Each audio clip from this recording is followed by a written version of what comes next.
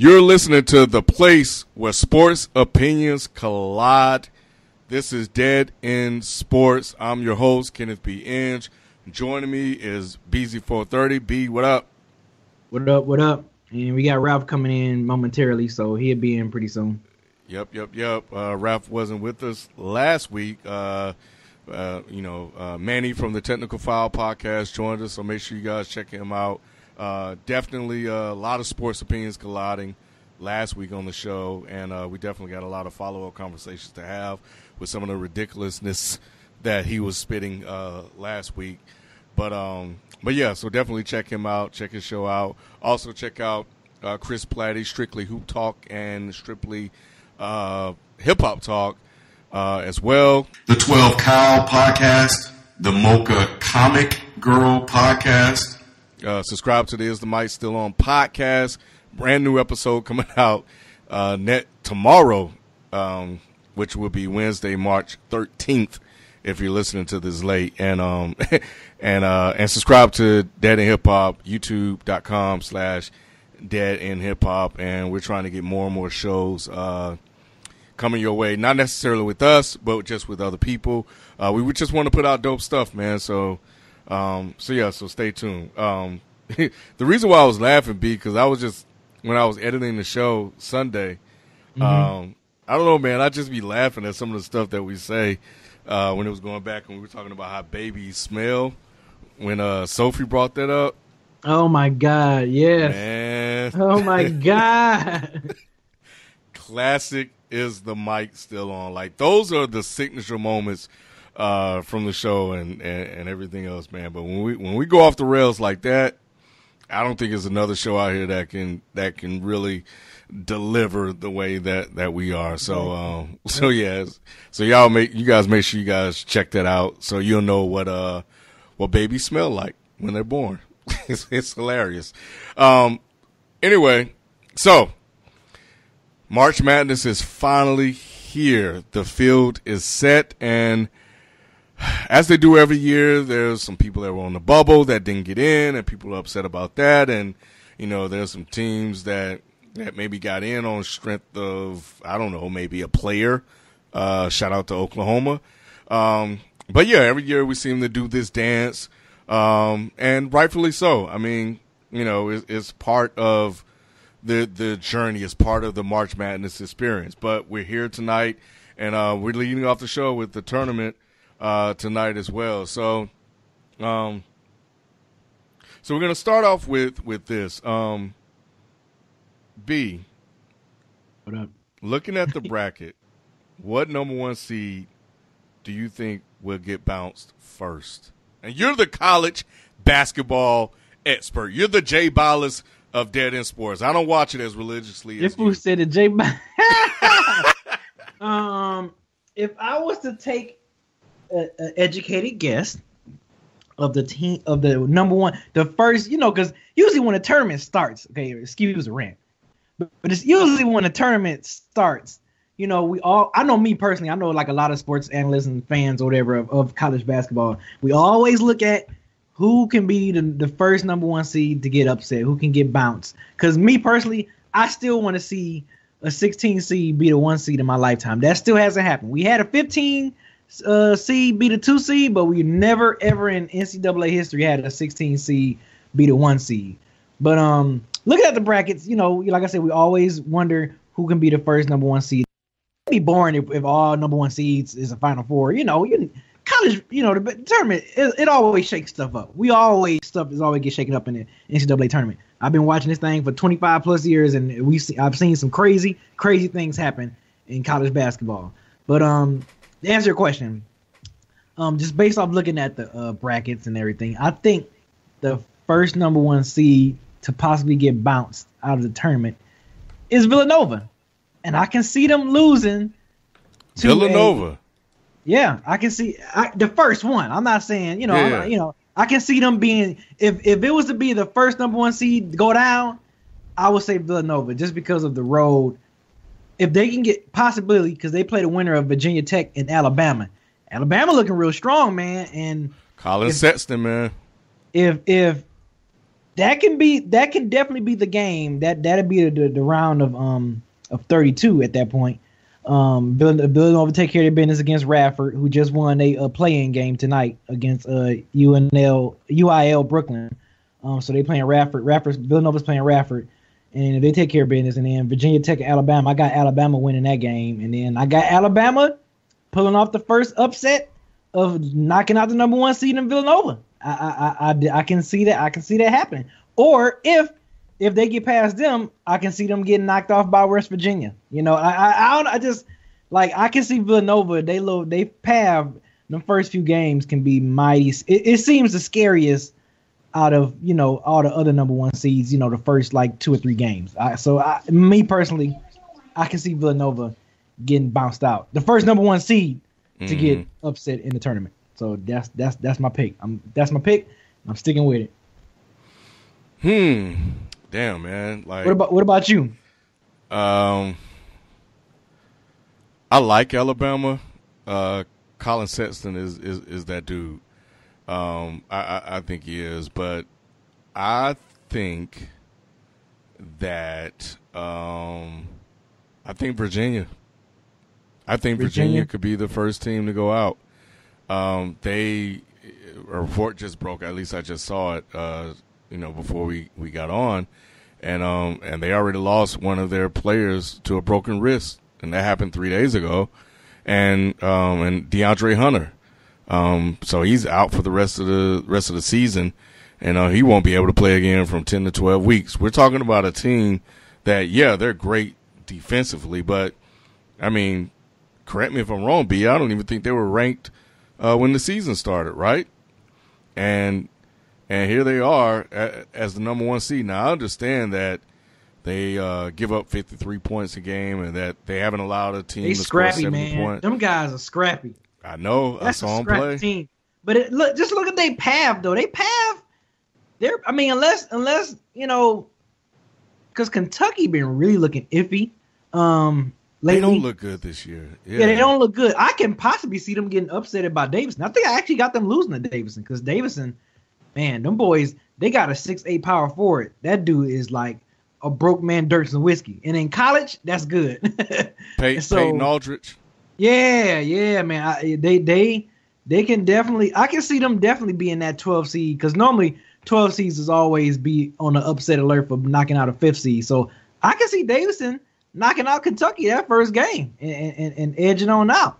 And then Virginia, if they get to the Sweet 16, they probably won't see Arizona until the Sweet 16. Then I can see them losing that game, especially with the key injury. So yeah, man, it's interesting. I forgot about the injury, so that kind of shakes things up a little bit. But I just think Villanova path is a little tougher than Virginia's. Well, at least the first 2 games.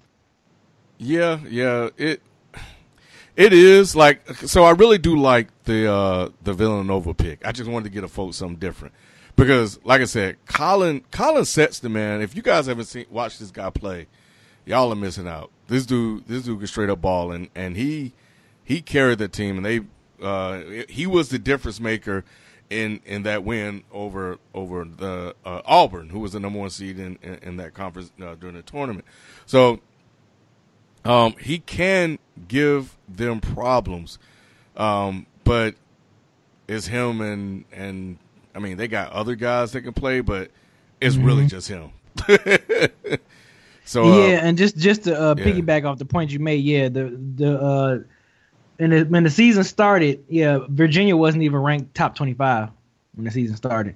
Mm-hmm. They were like right at that 30 rank. But usually with NCAA, with the college basketball, whenever they show the rankings for the preseason, they always do the top 25. So anything past 25, you really pretty much ain't considered ranked. So yeah, Virginia, they wasn't ranked coming into this NCAA, this upcoming basketball season. They wasn't. Now, I wish we had a chance to see more of Michael Porter Jr. because I think that second round matchup for Xavier against Missouri with him back could potentially lead to an upset. But I haven't seen him play enough. I don't know much about him. I just know that, he's one of the top players, top freshmen. He was going to be one of the top freshmen in the NCAA this year. So, but still, man, talent is one thing, and I know Xavier have their fair share of talent as well. But yeah, because they got and maybe I'm thinking about somebody else. Who's they got? Plume, Blewett, Trevon Blewett. Yeah. Who can play? So, and they got some experience. So I think they, overall they should win that game. But yeah, I mean, when you look at how it shapes out, like, yeah, you're right. Virginia won't see Arizona until like the Sweet 16. But so Alabama is probably poised for the upset more than the other teams, because I don't see Kansas losing to Seton Hall or NC State or even Xavier possibly losing to Missouri. But yeah, so but if everything holds, and I think Virginia, man, I just don't. I think Aiden's going to be a problem. I think Aiden's going to be a problem if they get. I'm looking forward to even though I got them getting upset possibly. I am looking forward to seeing what Mikal Bridges do out in Villanova. See if he's going to step up. And I'm also interested, if possible, if teams take care of business, we might have a Oklahoma versus Duke in the second round. Trae Young, Marvin Bagley, the two marquee players who's going in. Possibly we're going to assume in this upcoming draft going to be maybe top 5 guys to get drafted in the NBA, possibly playing against each other. But let's not sleep on Rhode Island though. Rhode Island, they got some crafty point guards, or guards just in general. So that's going to really be an interesting matchup between Oklahoma and Rhode Island. But it would be interesting seeing Duke see how they handle against the sharp shoot. Straight college like Trae Young, man, that's gonna be interesting. And I know me and you talked about this guy before, DeAndre Ayton from Arizona. It's just, those big guys, man. It's just like that's one thing I like about the big dance is like we look at the marquee players, and then sometimes you always get those players that come out of nowhere, end up balling out, and we be like, wait a minute, how come we haven't heard from this dude all year? And like he's having this coming out party, you know what I'm saying? So yeah, the other guy for Arizona too, Alonzo Trier with Arizona, man. This is gonna be fun, man. Javon Carter from West Virginia. Yes, yeah, I like him. So yeah, yeah, man. Him, guy from St. Mary's, Jock Landale. Jock Landale's another good one, man. It's gonna be some nice ones out here. Wichita State got a Landry Shamek. I think I'm saying his name right. So yeah, it's just goodness gracious. I love it, man. I love this time of the year, man. We got college NCAA tournament, the field of 64, really the field of 72, because if you add the 4 playing games, but. Yeah, the field of 64 once we start into the Thursday games, man. Days like this is which I can just take off work. I should just take off work on Thursday and Friday and just stay at home at noon and just watch games all day, man. Like I love this time of the year. But I'm sorry, I was just going on a tangent and stuff, talking about players and guys I was interested in seeing. Yeah, no, you good. So speaking of Oklahoma, because I know we have the potential to see that matchup, and it's a matchup that everybody wants to see, Bagley versus Young. But if we're going to keep it all the way 100, like Oklahoma, first of all,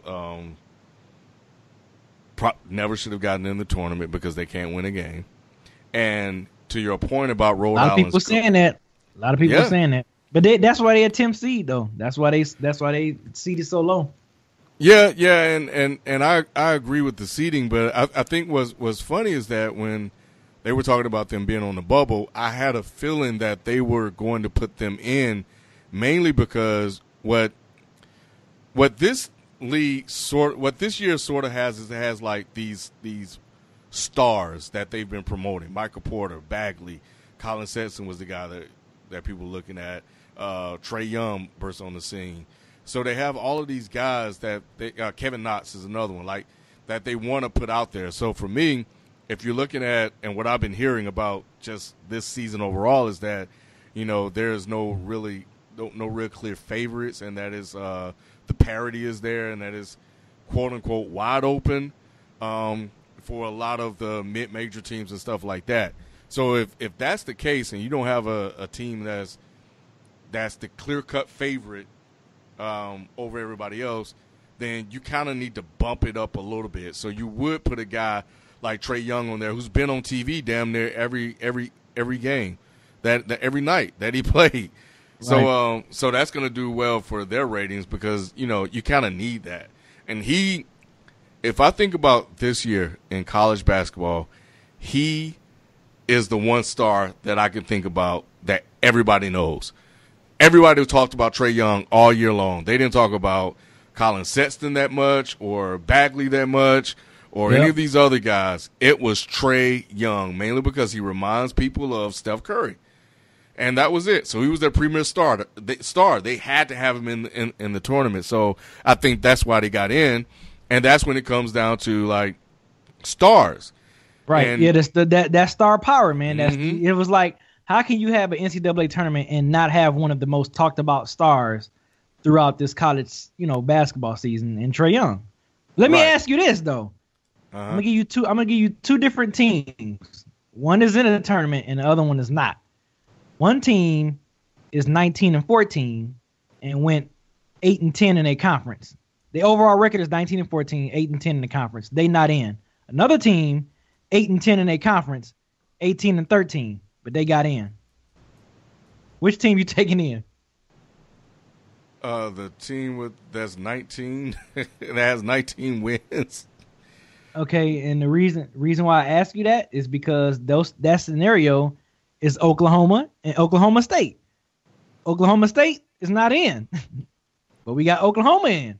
Oklahoma was the 8-10, 2 games under 500 in their conference, and they overall record 18-13. Oklahoma State, 8-10 conference, 19-14 overall record. They not in. So it just goes to your point. That's star power. This the star power. So while we're on that, why do you think USC was left out of the tournament? USC? Yeah, the Trojans. Ooh, man. Because I know they play out west. I don't know if you got a chance to really see them a lot, but I'm hearing a lot of people. I saw them a few times. Wasn't nothing too amazing about it. I forgot to look at their record and see what they record, what type of record did they have. Well, what the conspiracy theory is that. Oh, but you know what? Yeah. Why didn't they get in? Because now that I'm thinking about it, and I'm gonna have to go and search and look. I think they won plus 20 games, and normally when you win plus 20, that almost kind of guarantees you a spot in the 64. And I want to say they was 13-6 or 12-6 in their conference, and their overall record is 22 or 23-10. That looked like a turn to me, just on paper with those two records. I would say they in the 64. They in the field of 64. That's just me. And I know UCLA is in. They playing in the play-in game, UCLA, and their record is actually, I'm looking at it now. Yeah, USC went 12-6 and 23-11 overall. Wow, and they not in. But UCLA is playing in the play-in game. They went 11-7, and their record is 21-11. So that's a good question, man. I don't know why USC got hosed. They got hosed bad. Yeah, and they made it to the championship game, and they lost to Arizona. Right. So they beat Oregon. Oregon and the Beavers, and they should have been in it. They blew out Oregon. Yeah, and then how was Arizona State playing in the play-in game? They went 8-10 and 20-11, but USC was second in the conference. They were second in the Pac-12. But you got UCLA and Arizona State getting a chance for the dance. You know what I'm saying? Man. Here's the conspiracy theory. What is it? They're saying that the teams that were left out, some of the Oklahoma State, what you brought up, USC and Louisville are all part of the FBI investigation.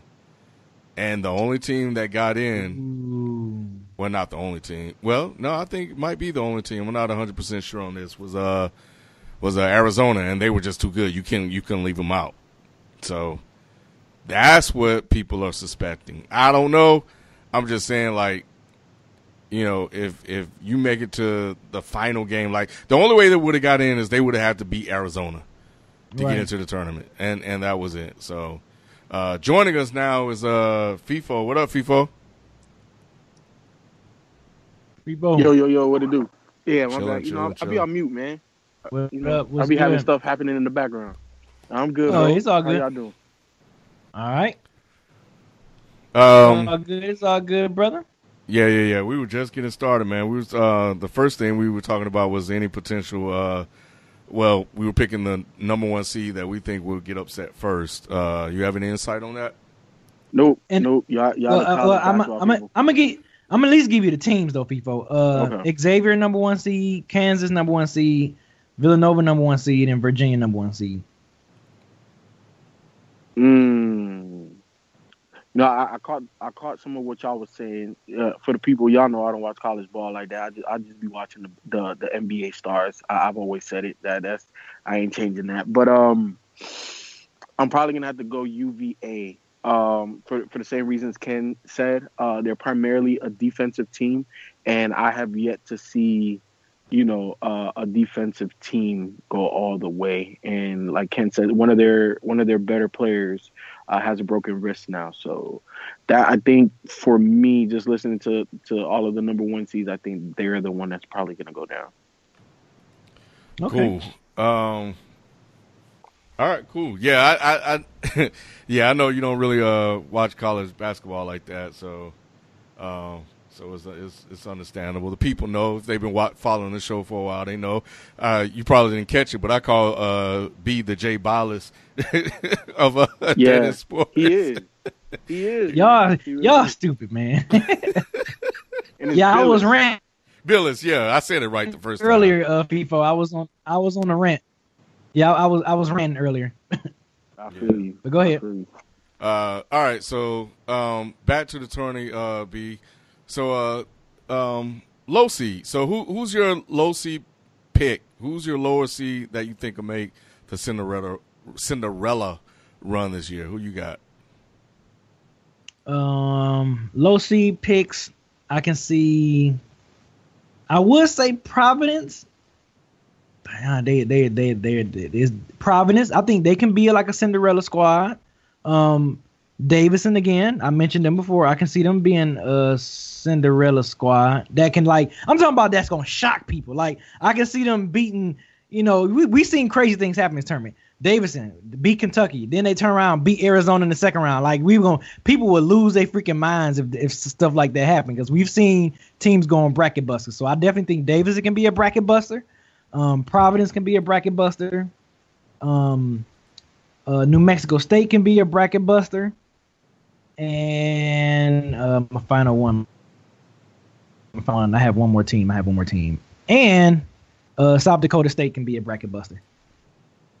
South Dakota State. And they are 13, 12, 12. Most of them are like 13 and 12 seeds. So I don't think they're like really lower or higher.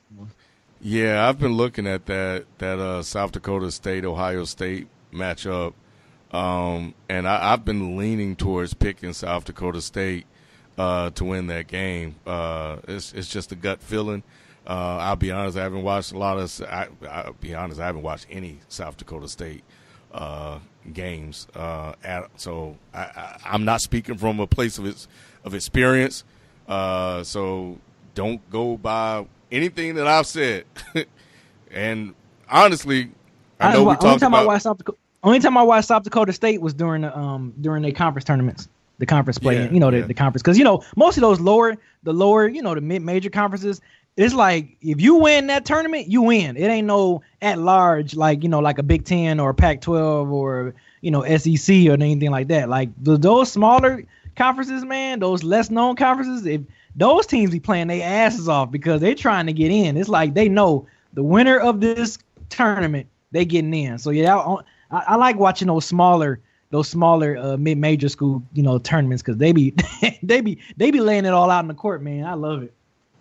Yeah, I mean they're playing for more. But yeah, that's typically what I do, man. Try to prepare. I just start watching the tournament games leading up to the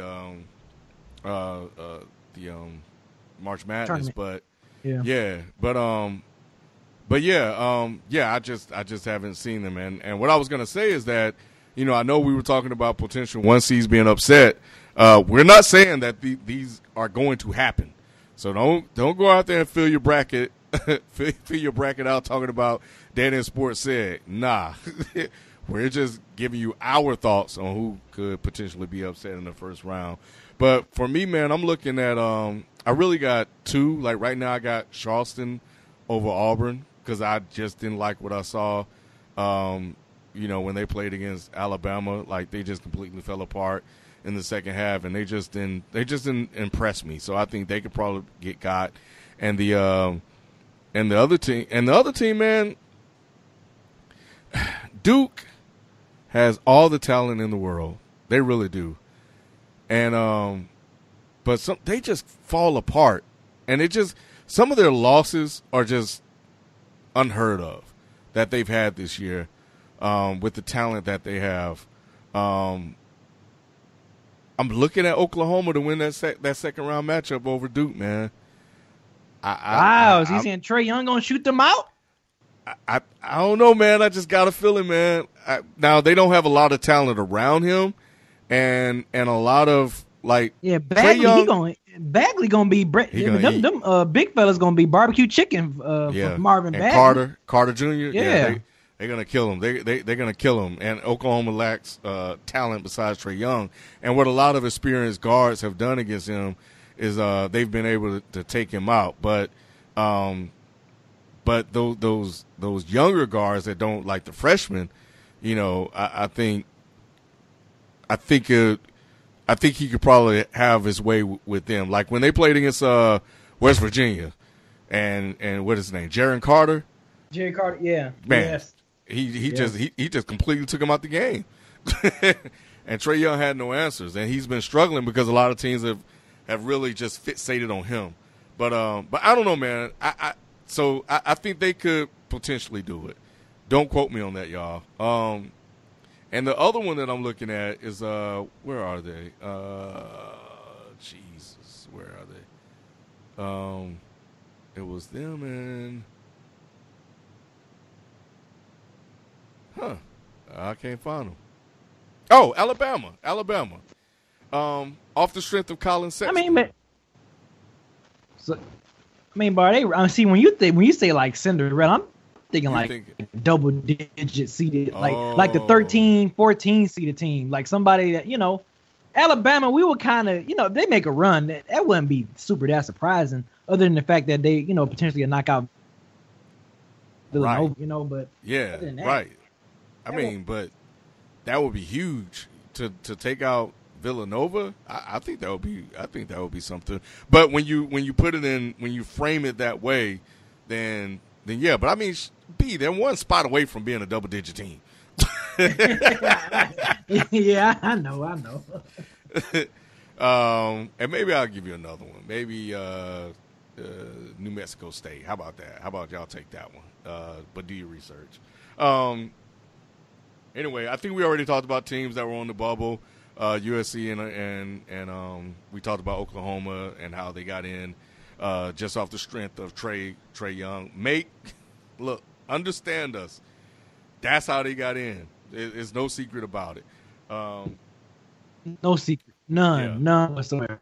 And we kind of talked about it a little bit, but I'm going to bring it back up. Players to look for in the tourney. Like, I know you mentioned some guys before, but was there anybody else that you're looking to see or watch in the tournament this year? Yeah, I want to, keep it hometown. I do want to see what Miles Bridges is going to do this tournament because, last season he had a decision to either go pro or come back again, and he decided to come back again. I think he felt that the Spartans can have a chance to make a run and, win it all. So I want to see is he gonna play with that hunger and that fierce competitive that I know he can play with, and try to take Michigan State to the Final Four or better to the championship. So I want to see him. I'm gonna keep my eye on him. I'm gonna keep my eye on Luke May from North Carolina. Really? What he's gonna be doing. Yeah. I mean, if I had to choose between Duke and North Carolina, I'm choosing North Carolina all day. Wait. I think Why I is mentioned that? North Carolina. Yeah, why would you pick North Carolina over Duke? I don't like Duke. Duke is one of those teams. Okay. I just can't stand Duke. I just don't like Duke at all. I thought that was a basketball reason. Okay. No. I just don't. Yeah, I just don't like Duke. So, like whenever it comes to when they talk about the rivalry of North Carolina and Duke, I just pray that North Carolina, wax them or whatever. But you mentioned them, Colin Saxon. I always want to see the point guards. See them do good in the tournament. Gary Clark from Cincinnati, 6'8". Pretty versatile, big fella. Playing at that power forward position. That playing using that stretch forward position.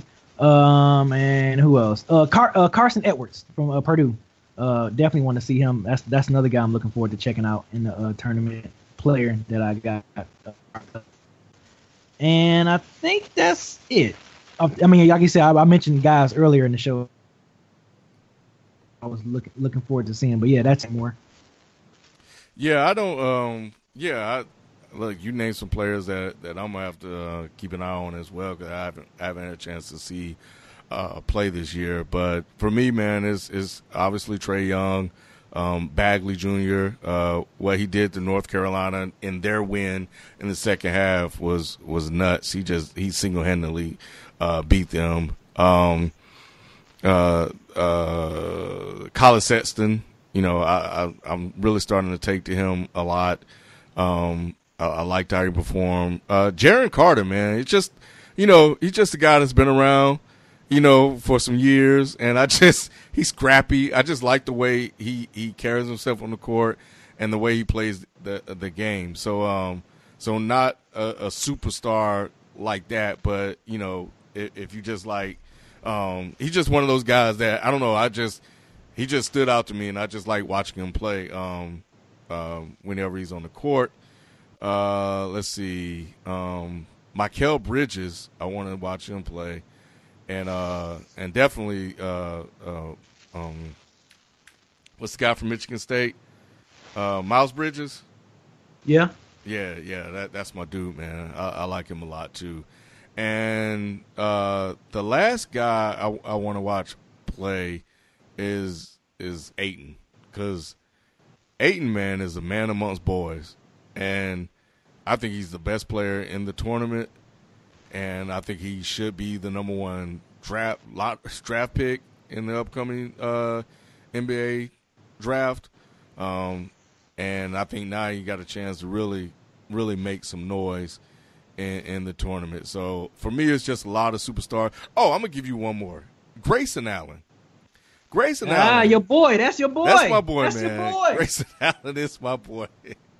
He's had a quiet year, which I think he needed. I think he kind of hurt himself coming back. But it's really a catch-22, because there was just so much negative attention around him that coming out would have been a bit of a risk. But he's kind of fallen off the map a little bit by coming back, because I guess when you really think about it, what do we talk about with him was the stuff that he was doing. But he's been involved in 2 incidents late in the season, so I think the merits may be coming undone. So, but that's my boy, man. So I definitely want to see him play, and that's it. That's all I got. So, yeah, that's it, man. That's the Dead End Sports NCAA tournament preview.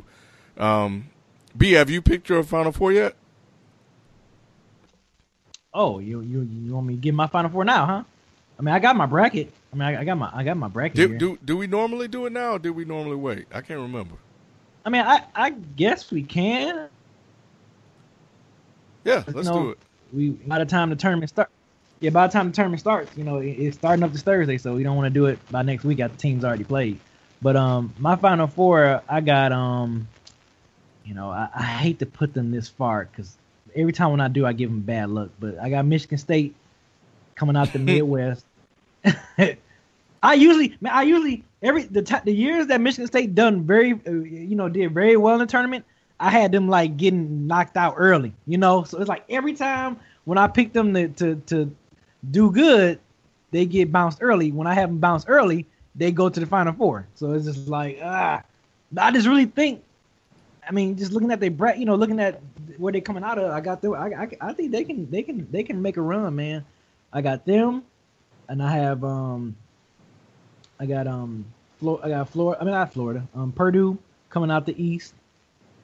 So you got two Big Tens right there battling out against each other, and then for the West, I have Xavier. That's probably I think Xavier the only number 1 seed I got in the Final Four. Xavier, and then in my final in the South region, I have Arizona. So yeah, Arizona, Xavier, Michigan State, Purdue. That's my final four. Arizona, Xavier, Michigan State, and Purdue. Okay. I got Michigan State. I got them in the Final Four. I know. I'm feeling bad picking them. I didn't know you were a curse, but I got them. I got Michigan going to the Final Four. What? And it's funny because both schools, Michigan and Michigan State, both of them, they both 3 seeds in their region. That's funny. Mm-hmm. Yeah, because I had Michigan State and Xavier in the round of 8, but I think Michigan's gonna take it, man. In the East, I didn't go with Purdue, man. I started to, but I think Villanova. I think they're gonna get back. So I got them in it, and like you, I got Arizona, man. I got Arizona in the Final Four. I think that if Virginia get popped, I think I got Arizona beating Virginia. I think that's how it's going to go down, and then after that, I think they're going to get there. So Arizona, Michigan State, and Villanova. Those are my Final Four teams. And who did you have pick winning it all? Did you pick all? a winner? Yeah, did you pick a winner yet? Yeah, I did. I did. You did it, didn't you? What? I did what? Who you got going to the final? I had Michigan State in the finals playing against Arizona, and I had Arizona winning. I have the same matchup, but I have Michigan State winning. You got Michigan State winning it all. Mm-hmm. Yeah, I got Arizona winning it all. I think DeAndre Ayton. I think this is gonna be his coming out party. I think this is going, like you said, you feel like he's the overall number 1 draft pick. I think this tournament he's going to definitely prove why he should go number 1. I think he's going to dominate. Man, he's gonna be too big for them boys. Miles Bridges versus Ayton. Man, you can sell that.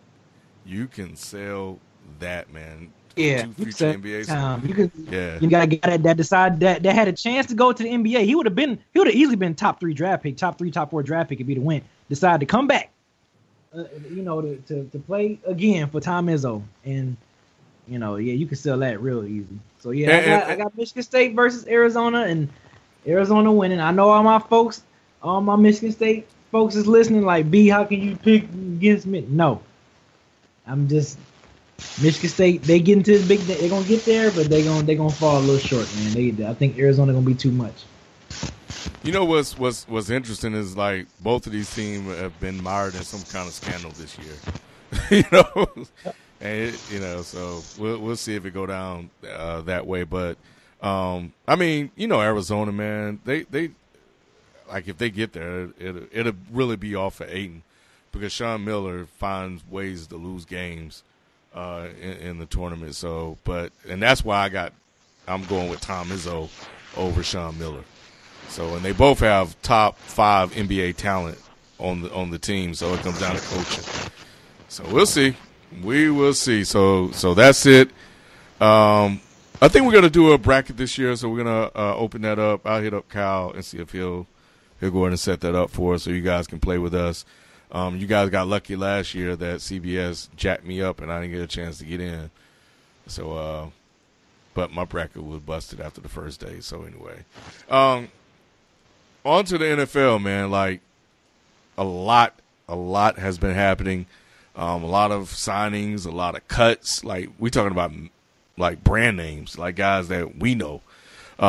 Jordy Nelson got released by the Packers. The Packers signed Jimmy Graham, which is crazy. So Rodgers and Jimmy Graham playing together.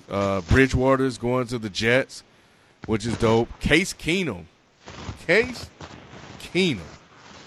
is going to the Minnesota Vikings. No, I mean to the Denver Broncos. That is. I don't think that fits their that solves their issues. As a matter of fact, I don't think it's a good signing at all. I think they would have done better to just get somebody out of the draft. What do you guys think about Keenum going to the Broncos? Do you guys think you guys think they'll probably still take a quarterback and just using him to get through this year, kind of like what the Kansas City Chiefs did with Alex Smith and Pat Mahomes, or what? Is this a good move for them? Yeah. Nah, come on. Like the deal was for what, 2 years, right? Yeah. Yeah, it's not a long-term deal. He's a stopgap quarterback. That's just what he is. You know, like, hey, make your money. You know, at the end of the day, it's a business and people have positions to play, and that's what Case Keenum is right now. He's a stopgap quarterback. Ain't nobody gonna give this man 6-7 year deal. Yeah, that's just not what he is. So I think they would be foolish not to take a quarterback in this quarterback laden draft. You know, and just use Case Keenum for right now. You know, let the youngin figure it out. You know, get acclimated with the NFL, the speed of the NFL, and you know, look, everybody gets hurt, right? So if Case Keenum goes down, he'll get a little bit of taste of the real deal live game. And if Case Keenum sucks, you're gonna get that same taste. So I think that's the best move. I don't think John Elway has made bad moves in the front office. I think he's been pretty solid. So I'm gonna trust it.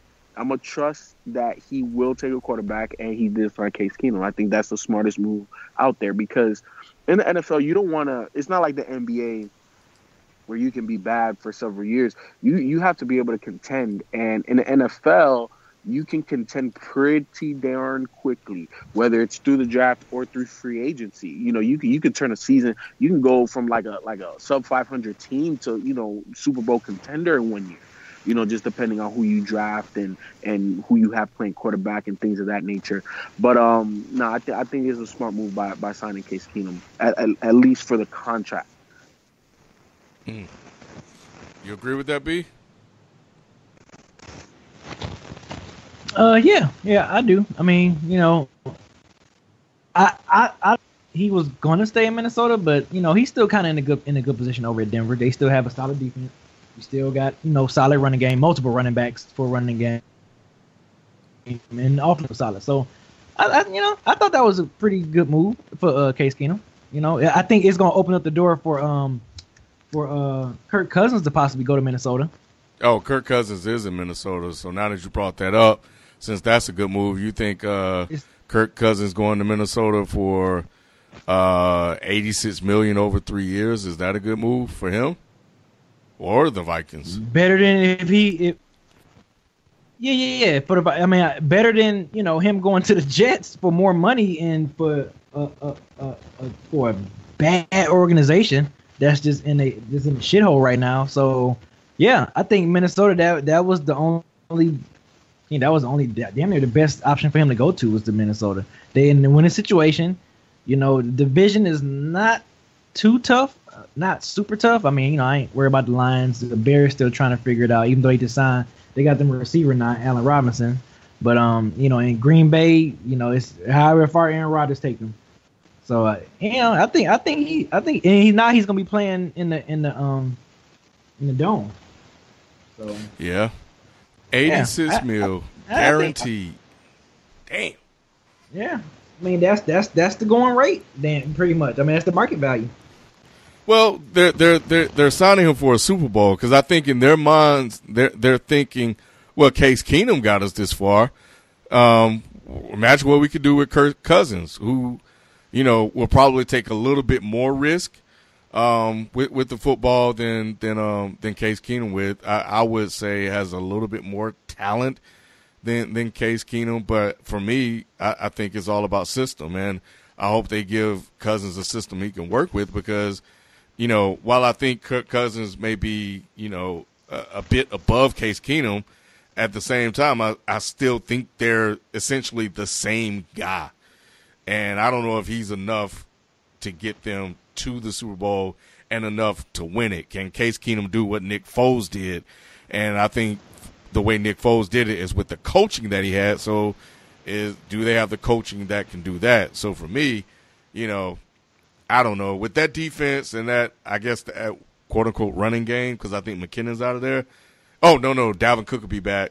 Maybe, but we'll see. I mean, you got a quarterback for 3 years, and I think it's this window that you think you have with the talent that you have. Can you guys win a Super Bowl in the next 3 years? And I think that's what they're banking on. Clearly, giving this guy $86 million. You like that signing, FIFO? Yeah, when I saw that, I was surprised. I didn't think Kirk Cousins was considering Minnesota and Minnesota considering Kirk Cousins. I think it's a smart move, and the reason why is that defense and Mike Zimmerman. I think Kirk Cousins has proven over his time in Washington he could put up numbers. He's a little bit Tony Romo-esque when it comes to making, boneheaded plays in the most crucial time of the game. I wouldn't say as bad, but I think with a defense like that, they have Stephon Diggs, right?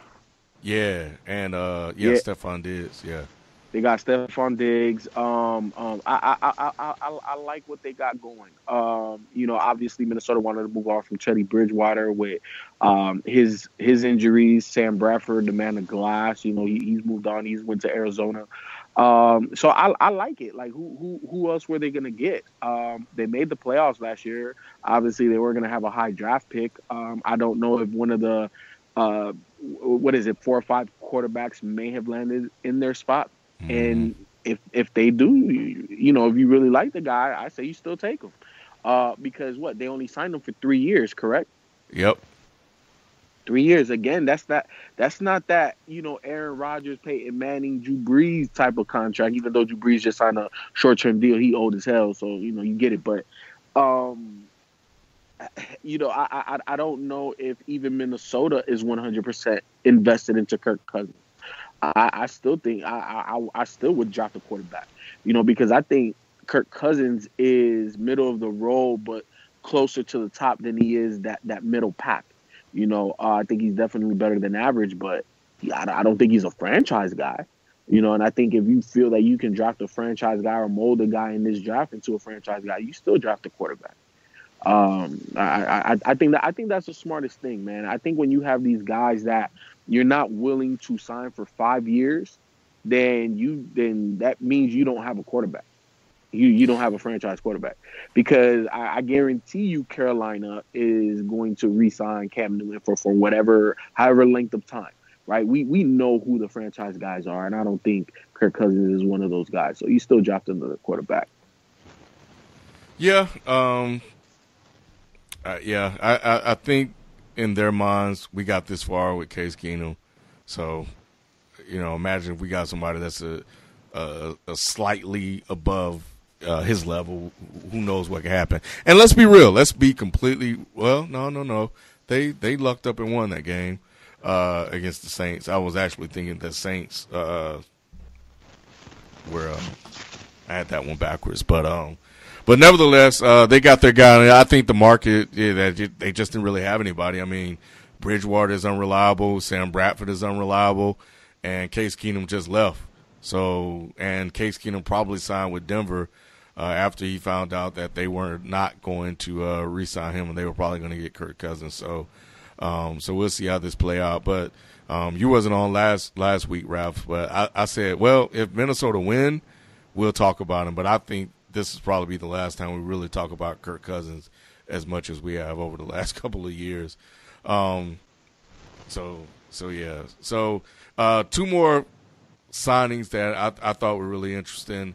And one we'll get back to what you were talking about, what you were about to talk about Sunday, Ralph, with Richard Sherman going to the 49ers, and then the Rams picking up hold on, where's my notes? With the Rams, they got Talib, right? The Rams? Let me see here. Yeah, I don't know. I know Kansas City is loaded now. Man, bruh, like, yeah. But so are the Rams, though. You said so are the Rams? You sounded far away, FIFO. You said what? My bad. Yeah, I said so are the Rams. The Rams are super loaded. But yeah, I think they're going to fall off, though. I think losing Sammy Watkins, I think Jared Goff is going to take a step back. I think even though he didn't throw it to Sammy Watkins a lot, I think losing that threat, I think is going to cause him to scale back a little bit. I know they still got Gurley, but, you know, they didn't impress me last year. So I don't know. I'm not buying it. I don't see what you see, Ralph. Man, look, I think hold on. I'm trying to pull up the draft picks coming up this year at wide receiver, because I think that's what they're going to do. I think they're going to draft a wideout.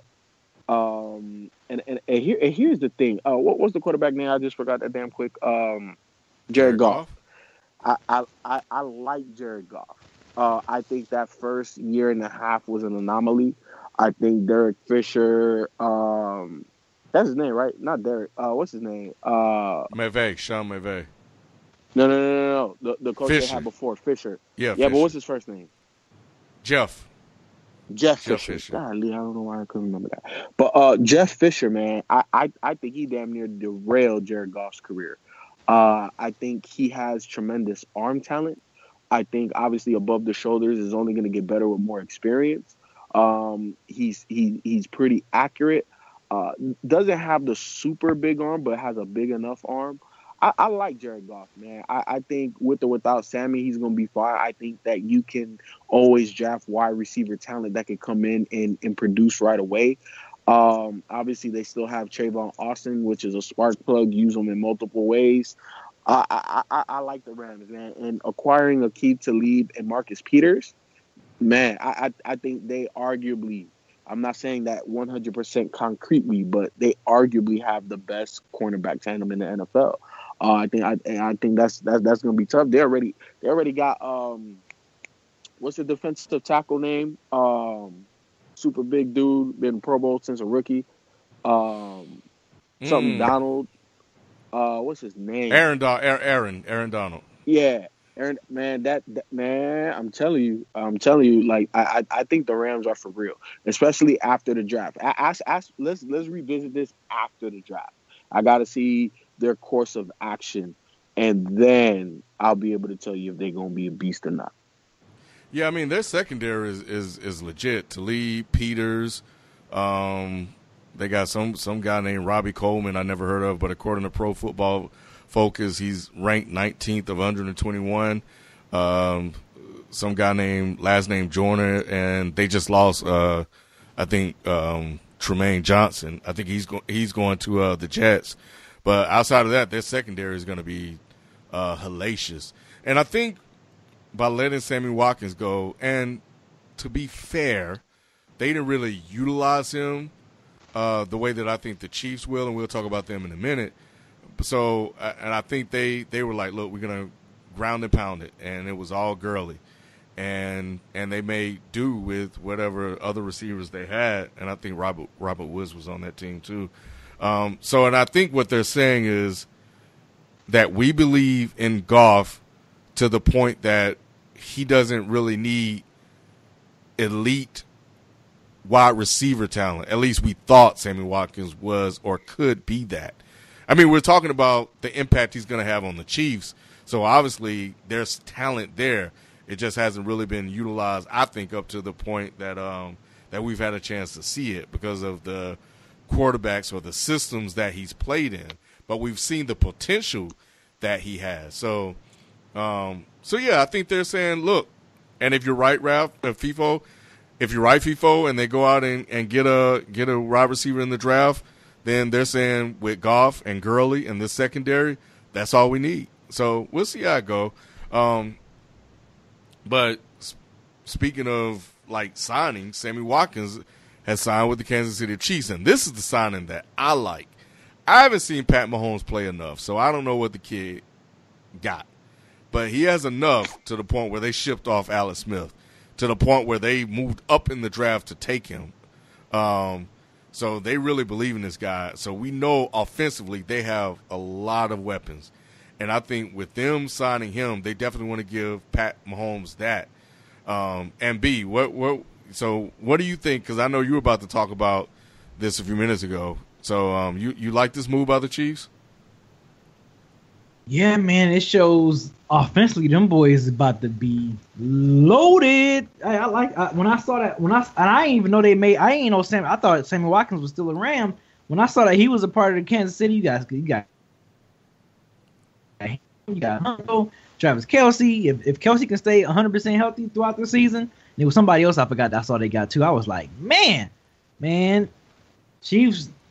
The AFC West is going to get a lot tougher, boy. Because right now, you got the Chiefs, Raiders, Chargers, and the Broncos, man. So yeah, the AFC West should be pretty interesting if those guys can all stay healthy and be productive. But yeah, I like that move, man. I thought that was. I'm like, man, I like when teams will and deal, man. I see Bears trying to get them a much needed receiver in Allen Robinson. He can now go somewhere and be the main guy. I think he was sharing a lot of time with Allen Hurts, so.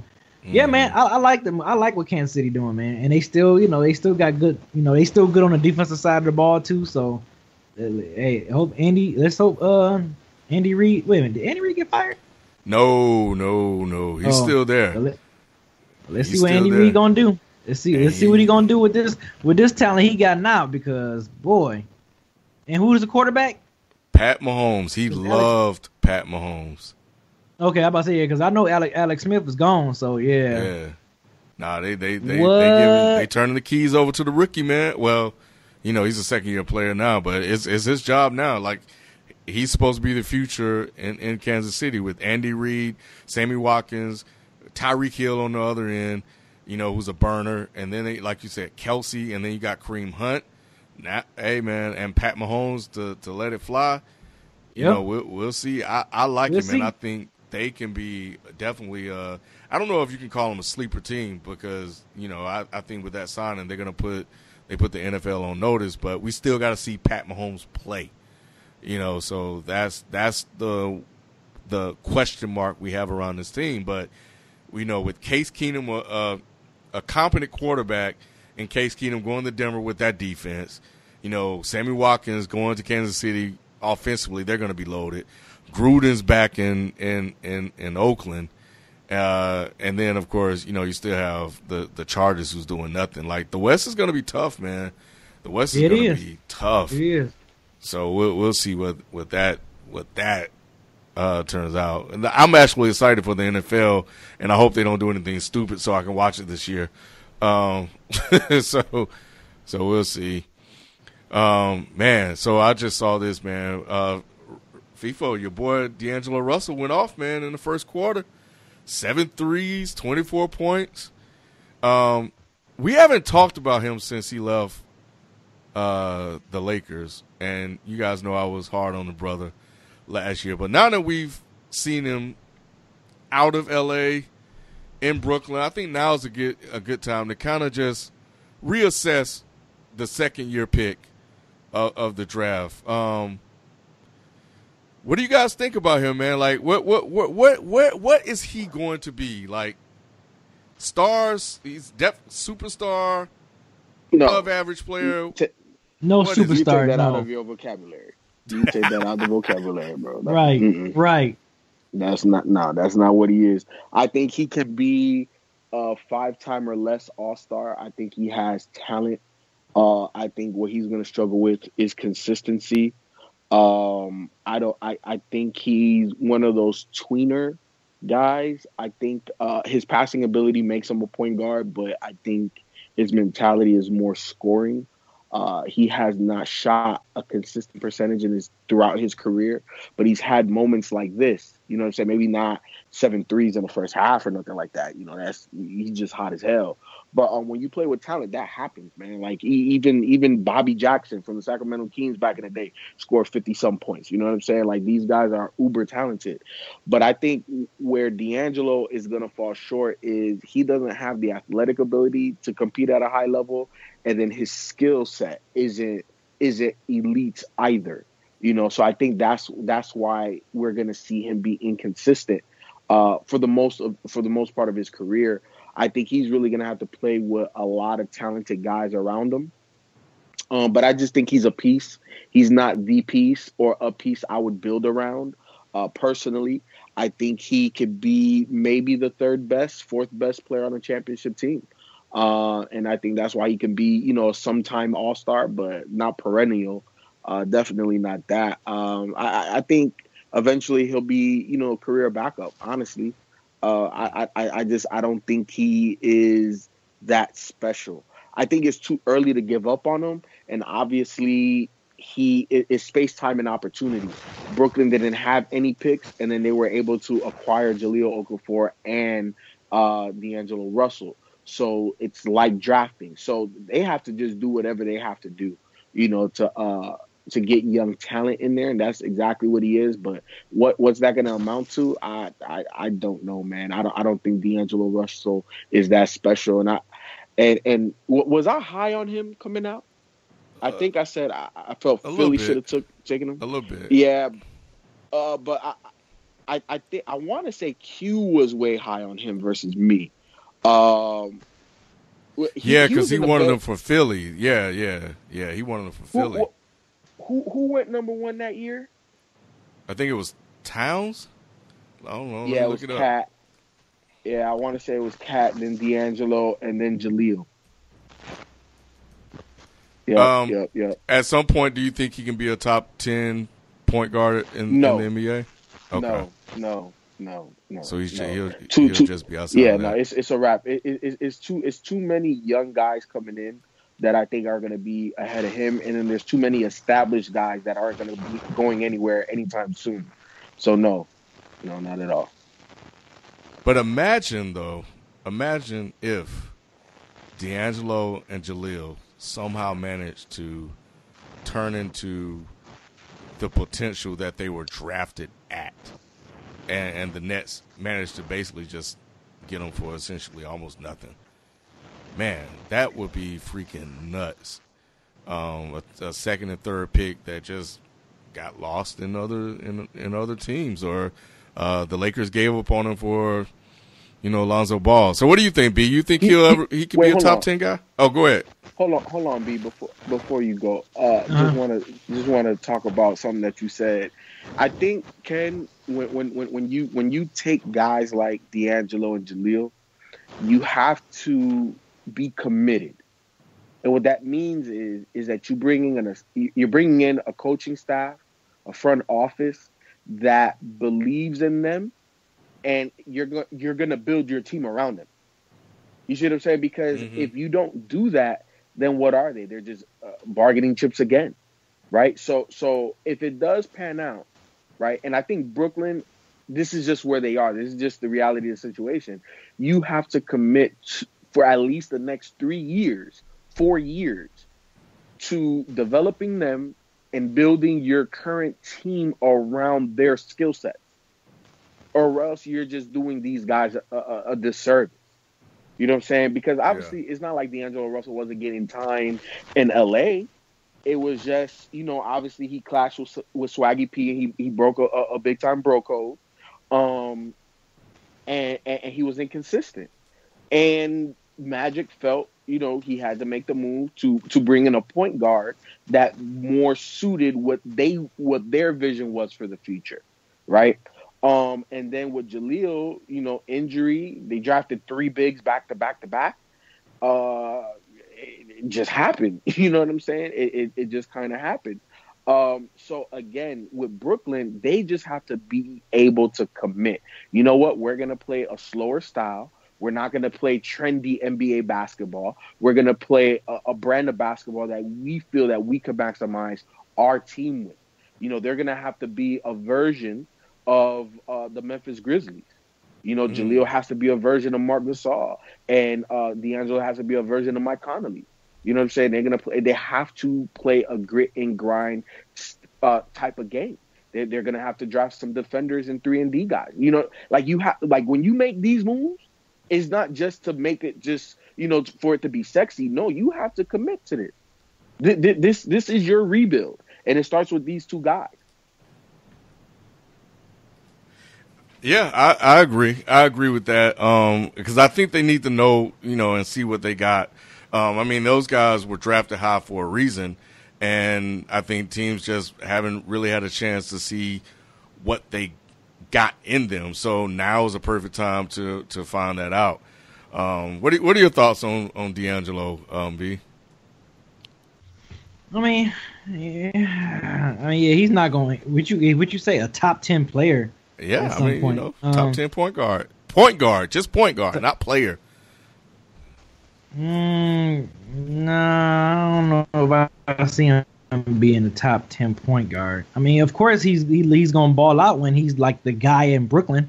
You know what I'm saying? In Brooklyn, I do like he do seem poised. Like he got that ice in his vein. He's not afraid to step up. As a young guy, that's real good to see. But I don't see him being top 10 material PG, man. I gotta agree with FIFA on that. I knew FIFA was gonna break it down to you on that, because I don't know, you just bringing that question out because you thought he was gonna be top 10 or you see him being top 10 PG, but I don't see it. Nah, I called him a bust, man. D'Angelo Bustle. But yeah, you did. You called it. Yep, sure did. Did. But yeah, we I know we when he came out in 2015 and he played, we talked about him often on the show, or whenever we got a few bit often on the show. So, and we haven't had like a follow-up conversation on him in quite some time. And now that he has a full season away from there in the Nets, and after what he did this night, it felt like a good time to just kind of reassess what D'Angelo Russell may potentially be in the NBA somewhere down the line. But that was a hell of a draft in 2015, and I think there are still some guys developing from that draft. So anyway,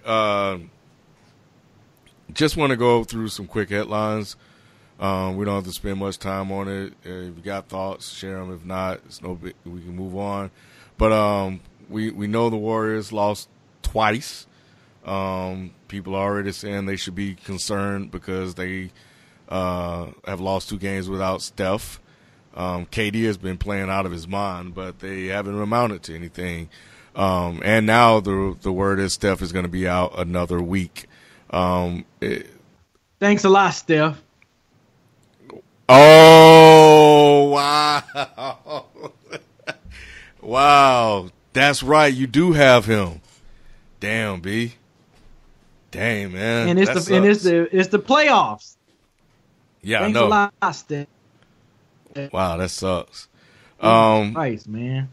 Is there, should we be concerned at all? With this? No. They're bored. They're bored, man. They hitting that mental block that most teams get when you won. Lakers done. We saw the 3-peat Lakers, the Kobe Shaq Lakers go through. B. There's one thing to be bored, and they've turned it up. We've seen this, but there's another when Steph has had ankle problems, when he's having an ankle issue, and he's had it all year long, and these things don't heal. It could happen again. So I don't know, man. So you telling me? So wait. So you're telling me the same team minus Kevin Durant that had Stephen Curry by himself that led a team to a championship, And you tell me Kevin Durant, who's 6'11", 7 foot, that can't lead that same Golden State squad minus Stephen Curry to a championship? No, B. You know why? And obviously this has been debated, and I've watched a couple of telecasts and got some stats and stuff to prove this. And I got another question. I got another question to ask y'all once FIFO finish. But go ahead, FIFO. Okay. When without Steph Curry and only Kevin Durant, they play at the 27th slowest pace in the NBA. And they are minus like 9 or 10 points a game. That's huge. Wow. It's a completely different team. That's the difference between having your most important player and the best player on the squad. Kevin Durant is the best player on their team. 6'11" shooting guard, handle, blocks, everything, right? But Steph Curry is the engine. Steph Curry is the key to making that work the way it does, because the man shoots from 40 with consistency. You got to guard this guy way the hell out there, and you can't double him. If you look at why the pick and roll is so lethal with Golden State, is because you have to trap Steph Curry off the pick and roll. If you don't do that, he is going to shoot you or pick you apart. So once you do that, that leaves either KD or Draymond as a decision maker with numbers. It's already going to be 4-on-3. And you got shooters in both corners. And you have a great decision maker with the ball in his hand. That's impossible to guard. But you take Steph out the equation, that becomes a lot easier to guard, because now you can pick and choose your poison.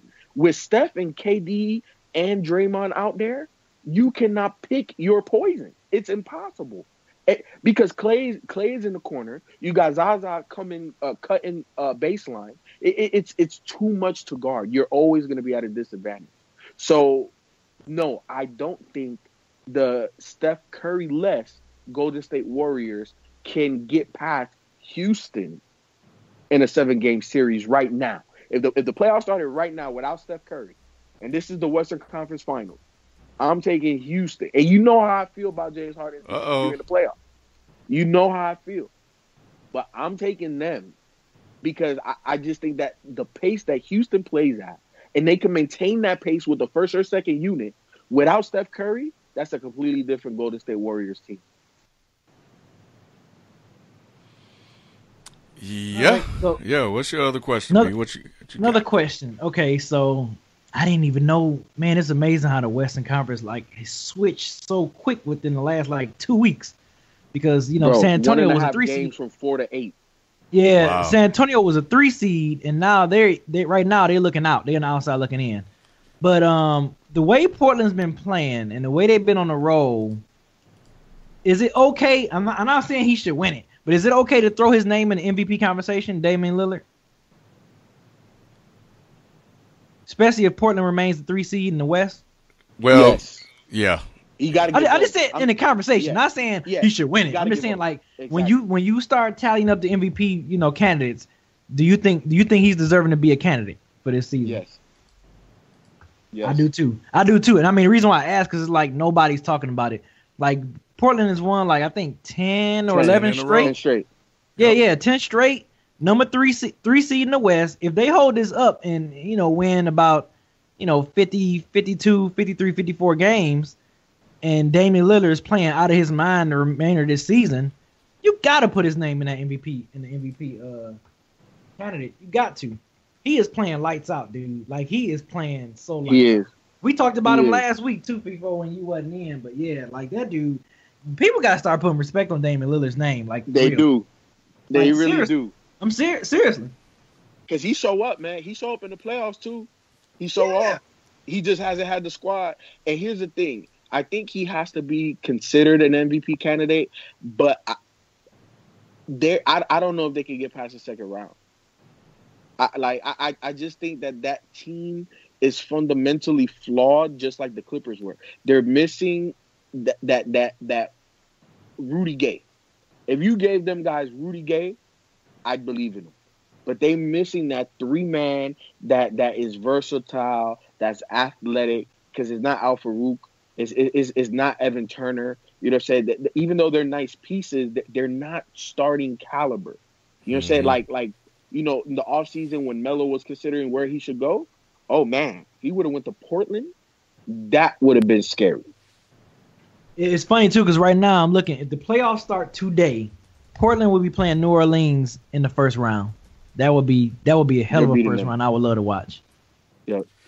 And the thing about this 10-game winning streak, I like to look at the competition, and I mean they haven't beaten up on scrubs. I mean they played some teams that were down, but I mean they've beaten the Warriors twice. They beat the Thunder, and they beat the Timberwolves, who actually had a really nice win over the Warriors Sunday. Karl Anthony Towns was amazing down the stretch in the fourth quarter. So yeah, B, I'm in agreement, man. I think he should definitely be in the MVP discussion. I'm glad you brought that up because, we last week, FIFO, we made a commitment to talk about Dame more and put his name out there more because not enough people in the sports media are talking about him. He has to score 4 straight threes in order to pop on people's radar. So, yeah, so good one, B. You know what? Another thing, B, I'm glad you brought up the MVP because I thought about this when I was driving into work, and I got a theory. I think that James Harden is more concerned with winning the MVP than he is winning the title. He hasn't won MVP twice, and he could have actually won it twice, depending on who you're talking to. Some people feel he did. So I've been looking at them play and looking at his numbers, and it's a lot of ISO. I think James Harden, and this is conspiracy theory, Ken, and I know I've thrown these things out there before with Draymond Green and other people, but I don't know, man. I think James Harden is so fixated on winning this MVP that he's more concerned about that than anything else. Am I off base? I think for James Harden, I think it's more realistic to be the MVP than to be the champion. Because at least in the 2 previous seasons, right? Because Golden State, we know they're a juggernaut. Like, we know that. Like, we know that they're going to steamroll. At 100%, they're going to steamroll damn near every team they play in the playoffs, out of the playoffs, regular season. They're just that damn good. They are one of the best teams ever. Like, let's put them in that conversation. Let's stop, lollygagging, beating around the bush. Oh, well, it's not enough time in it. I don't know if it's a classic. Nah. I've been watching basketball for a long damn time. They are up there as amongst one of the greatest. But I think for James Harden, the way he's been playing, and he's been an ISO pick and roll guy. That's been his game. That has not changed. He's unselfish. He creates other shots. He creates opportunities. But at the end of the day, man, like, that's just his game. And I felt like it changed up a little bit this year with the addition of Chris Paul. Nah, it's been the same thing. What's changed? Go ahead, detail me what's changed. I think they played. I think it wasn't all James. It wasn't all James Harden bring the ball up, do a couple of crossovers and dribble between your legs and all that, and then I'm gonna go to the hoop and pass it to an open shooter. Like, it felt like they had more of a system in place that was built around Paul and Harden, and it seemed lately they've deviated away from that. They've gotten back to just strictly ISO basketball, and I don't think, like, when they played the Boston Celtics, that's all I saw. And when I watched them earlier in the year, they didn't play like that. So that's what I'm saying. It feels like he's trying to win the MVP. Look, I think that this year, at least for Houston, has been more of an emphasis on moving the ball on the perimeter. Playing a little bit more hot potato versus it being maybe 1 or 2 passes after James Harden getting the shot. They're making the 3rd and 4th and the extra pass beyond that at times. I think that's the difference that you see.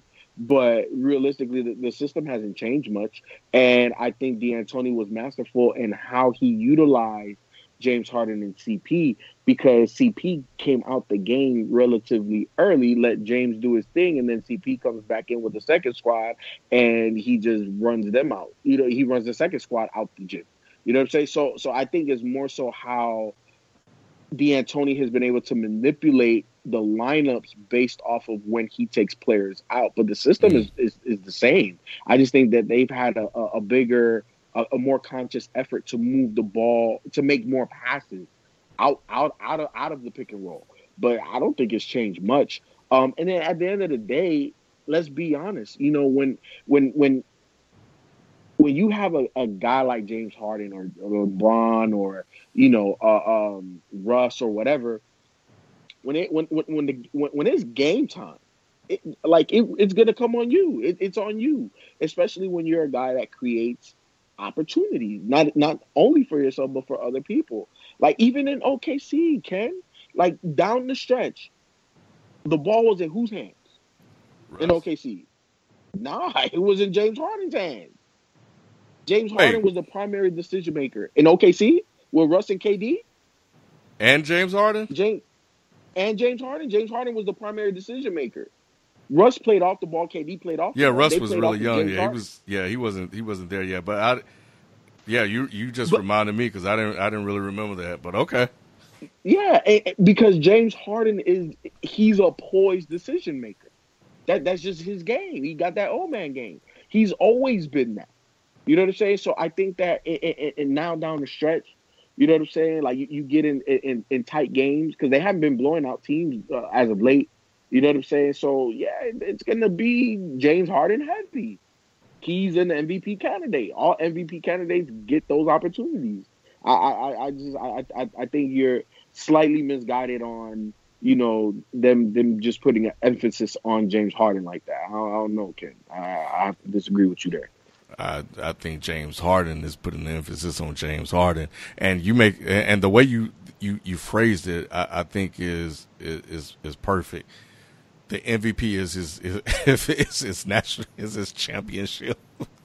Yeah, it's more attainable. Let's be honest, but not this year though. I think they truly have an opportunity to win a chip, especially if Steph continues to have ankle problems. But he'll settle for the MVP. Of course. Yeah, so the Spurs are blowing out Orlando by 40. Be your man. Every time I see a beat down by Detroit, man, I just what you say just start ringing. But yeah, I don't know why you didn't listen to me. Goodness gracious. But Kawhi was supposed to come back, and now he's not coming back. Like, this is a mess. Like a complete mess in San Antonio, man, and we've given Greg Popovich a lot of praise, but I'm surprised at how all of this went down, man. And now you can't seem to win a game, like to lose 11 or 14. Like I never thought I would see this. They went from winning with these same players to unable to finish with these same players. Man, like this, like B, when you said it, man, I didn't even know. Like, I thought they were at least the 8th seed. I didn't know they were like 10th or 9th. Like, I didn't know they were on the outside looking in. And I found it funny that with them going through this losing streak, Kawhi was like, "Oh, okay, yeah, I'll come back. And now all of a sudden that's been put on hold. Are things changing in San Antonio? Like, did Tim Duncan really hold it down like that much that they have to basically rebuild this whole culture in San Antonio? This is unheard of for Popovich to lose 11 or 14. I don't know, man. You could be onto something as far as the whole the culture changing in San Antonio as we know it. Duncan seemed like he was the spinal cord of each of those teams that played consistently so many years, and it's just like it's amazing seeing like if this was starting with Kawhi and he gone and we just started seeing crumbling, that would be really interesting. If we don't, but because I'm a huge Greg Pop fan. I think he's a great coach. But But Spurs always have backup plans. We've seen them get guys and have guys come out and be like, wait a minute, where did they get this guy from? Like, how did this guy ball? Murray. Yep, that's a prime example. So, if Kawhi leaves and say Spurs missed the playoffs for the first time since 97, 98 or whatever, in first time in damn near 25 years, 21 years, that'll be really interesting. I think we've just been so used to seeing them perform so consistently at a great level. Then, yeah, of course, them missing the playoffs and losing, 13 of their last 15, of course we're going to be shocked, or we're going to be like something's wrong, where, maybe this might be somewhat of a good restart. If they don't make the playoffs, say they miss it by like 2 games or something like that, and, maybe this would be a good time for the organization to kind of get hit like a reset button and go through the draft and go through free agency. Well, I say draft, not free agency, because it's not like a lot of guys are jumping off the ship to go play in San Antonio, but because it's a small market city. But yeah, I won't jump the gun and be like, oh my God, panic! It's a new thing going. But it does make you think, like, damn, was Tim Duncan really like that spinal cord of the Spurs? Like, was he really that guy that kept everything together and kept everybody standing up strong? So makes you wonder. But I'm not going like freaking panic yet. Even if they missed the playoffs, I'm like, well, you know what? This Kawhi was out. Their superstar was, a guy that's arguably top 5. At one point, he was considered top 5, top 4 player in the league. Yeah. He was out pretty much the whole season, and now, they just crumbled. So I won't throw no panic button. I think Spurs, they seem, with Greg Pop there, I think they still seem smart enough to kind of get things back on track eventually. Man, they lost 8 of their last 10, 3 straight. They are in danger of missing the playoffs for the first time since 1996. Okay, and 96. Wow. That 22 incredible. Incredible. And Pop said that Lillard has to be cleared by his medical staff, and he's frustrated. And, for me, like, I got to look at Lillard a little sideways. Like, understand wanting to be healthy and making sure you're healthy and that you can come back and perform and play at a high level and looking out for yourself, because at the end of the day, you are the business.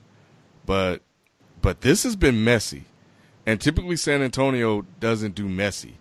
And as much talent as Lillard has, a guy who is the player he is, thanks to Pop, for you to allow outside influences like, I guess, your uncle to come in and manipulate you in a way like this, it's telling. And I'm just disappointed in the brother, man. And even when he returns, it may not be enough because his minutes are probably going to be limited. And, with the way the West is shaping up, they may miss it. So we'll see, man. But it's just I'm disappointed in Lillard, man, and I hope they come back and they get this thing back on the right track. So, but if not, then they need to probably part ways with him, because the brothers can't seem to stay healthy. So I don't know. That's ugly. Anyway, you know what? Doc Rivers. I think we need to give Doc Rivers some credit, man. Some love. I think at one point earlier in the season, the Clippers looked like they were a wash. They weren't going to do anything. They were absolutely terrible. But they're 37-29, and Doc Rivers has turned this season around. They're not as dominant as we were, but at one point we were looking, at least I was, looking at Doc Rivers saying, hey, questioning his ability to coach. But he's lost Blake. He's lost Chris Paul. And he just got a lot of pieces back. And somehow, some way, this brother is what? What is he right now? Seventh in the West. So, I think we need to give Doc Rivers some credit for coaching in a tough division with a bunch of guys. I mean, what do you guys think of the coaching job Doc Rivers has done this year, given all of the changes that happened with the Clippers coming into the season and during the season? I think, people always want to dump on Doc, but I've always been a believer. I think that Doc, the GM, held back Doc, the coach. And I think Doc can be great at either one, but I don't think he could do both at the same time. And I think that was the demise. Because, at the end of the day, the business is, upper management may feel a certain type of way about a player or a situation or the culture. And then, the head coach can, kind of wash his hands and be like, hey, I'm just a chef. I'm not the grocery. I don't go buy the groceries. I'm just cooking with whatever they give me. You know what I'm saying? And you can kind of build that bond with your players. But when, you're the coach and the GM and Coach Doc says, nah, bro, I love you. And then GM Doc trades you. Like, what kind of, that's difficult. You know what I'm saying? I think that was difficult to manage. I think that was partly the reason why they were never able to get that wing player that they needed. I think that, him giving his own son $40 million over 3 years was, a tough pill to swallow when you have other guys, more skillful or possibly more talented that you could have got around the same price. It's just, there's a lot of dynamics. And I think what Jerry West was able to do was alleviate some of that pressure for Doc to be the great coach that he is.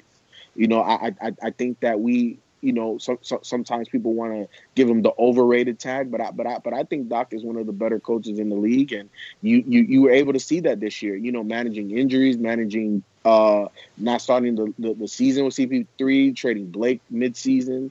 That's a tough job, man. That was definitely a tough job, and I don't know how many other coaches could have done a better job. I don't know if Doc Rivers' future is going to be with the Clippers. But I put it to you like this. I think he'll land another job soon if he wants it. And I think he needs to leave the dual the dual role alone. He just needs to focus on one or the other. Yeah, I mean, they started out 8-15, and even after that, it didn't get better. Like, they won 3 in a row, but when it was all said and done, they were 11-18.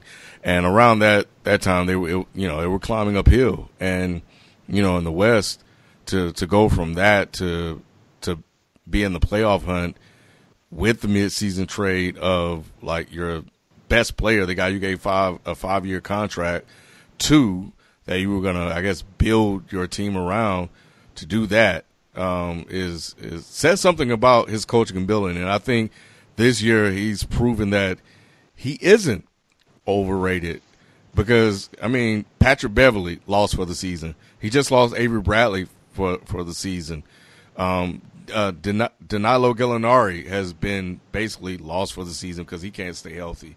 I mean, this dude has been doing it with, guys like, well, of course, with his son, Austin Rivers, Milos, I can't even say his last name, some rookie named Tyrone Wallace, and Lou Williams is balling.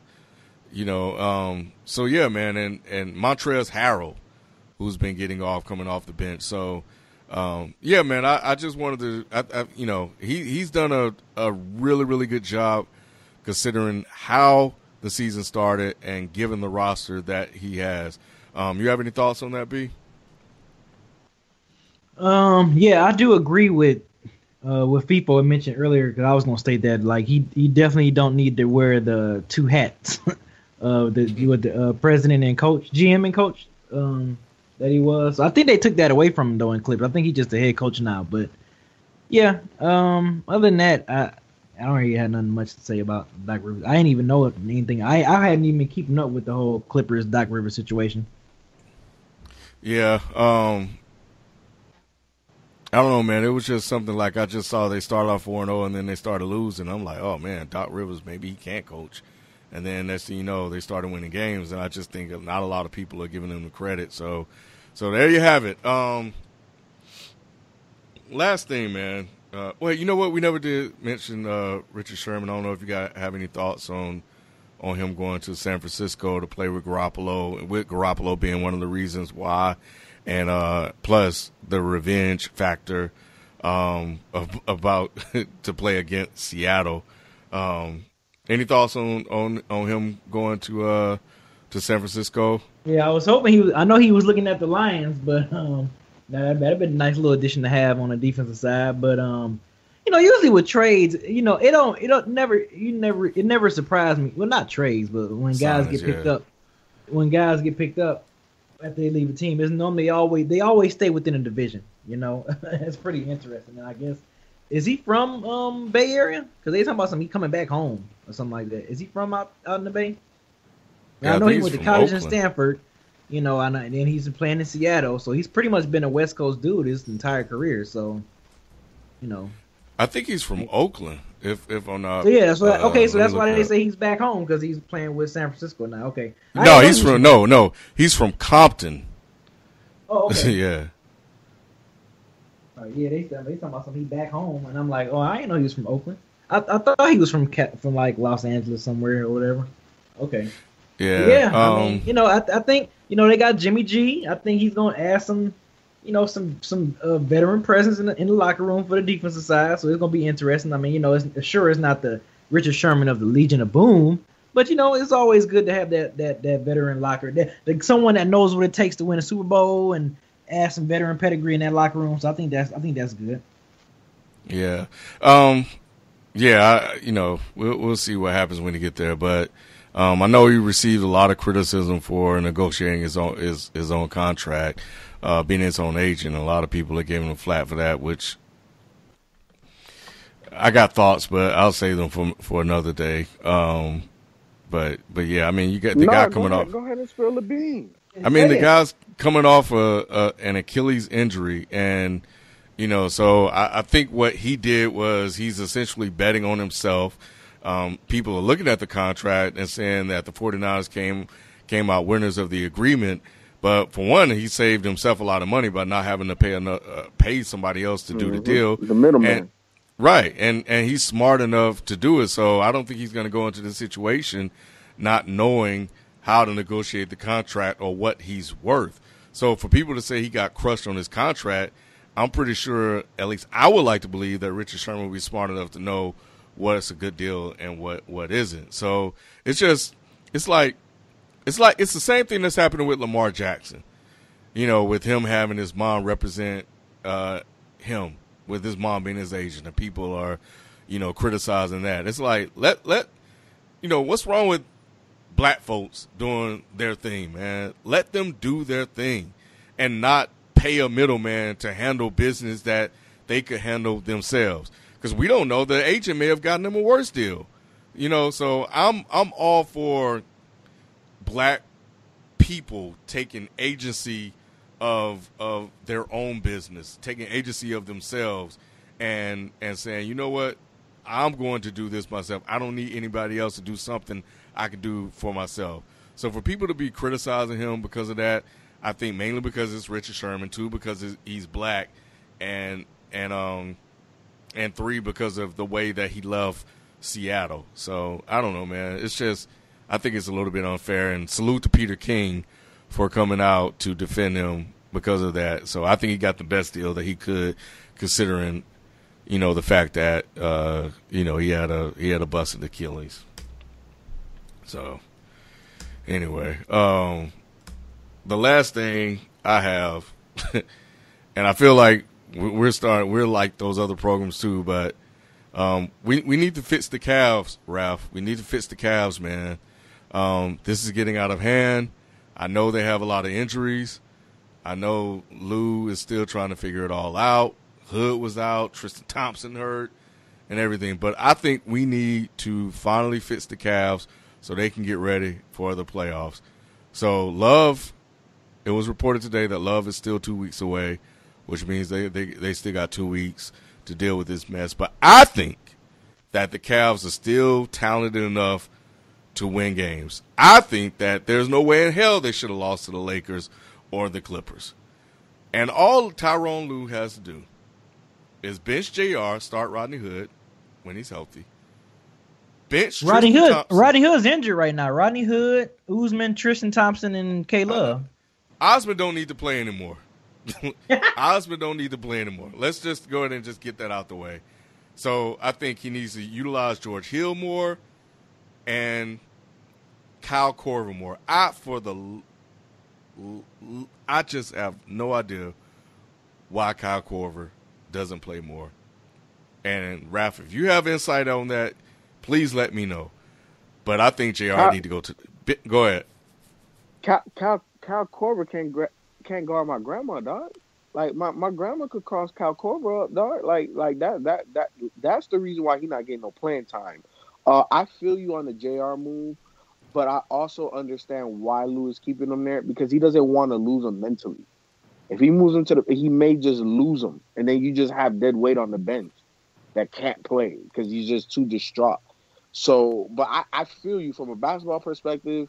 When Rodney Hood gets back, I would start Rodney Hood. You know what I'm saying?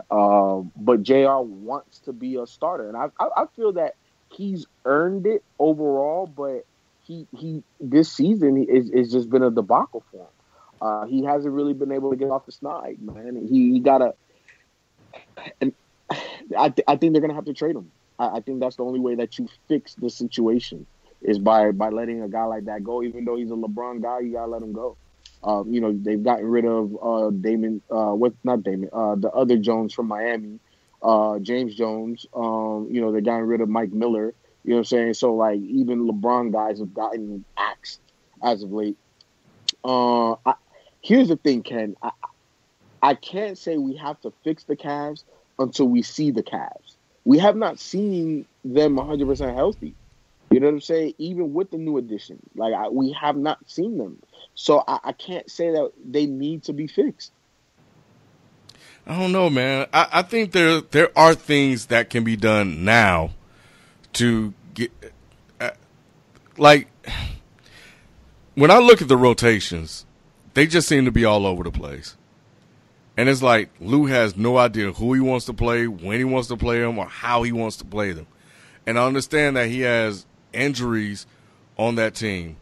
But George Hill will play 15 minutes one night, 25 the next night, 30. He can't be on the court long enough to get into a rhythm or be much of an impact. And I think for a guy like JR, that may be a little bit easier because while he started the last couple of years, he still can easily probably adjust to coming off the bench a little bit more. Jeff Green's minutes have been inconsistent. I think he impacts the game in good ways, and I don't think he gets enough time. But I don't know. I agree with you to a certain point, but I think Lue has been a problem for the Cavs all year long, and it still continues. So I don't know, but Osman, I think it's time to bench Osman and just play guys that are producing. And JR's not producing. George Hill looks terrible. And Kyle Korver can't even get minutes. But anyway, I mean, you're right, but you're wrong. So So anyway, man, I don't have anything else to do. Let me take that back. I don't have anything else on the agenda tonight. I do want to say R.I.P. Craig Mack.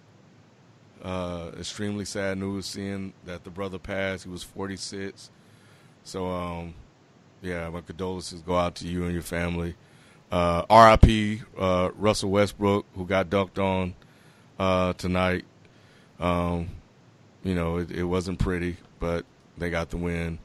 And, and that's it. And Russ got another triple-double. So anyway, I don't have anything else. You got anything? You guys have anything else? Nope. I don't got nothing. All right, cool.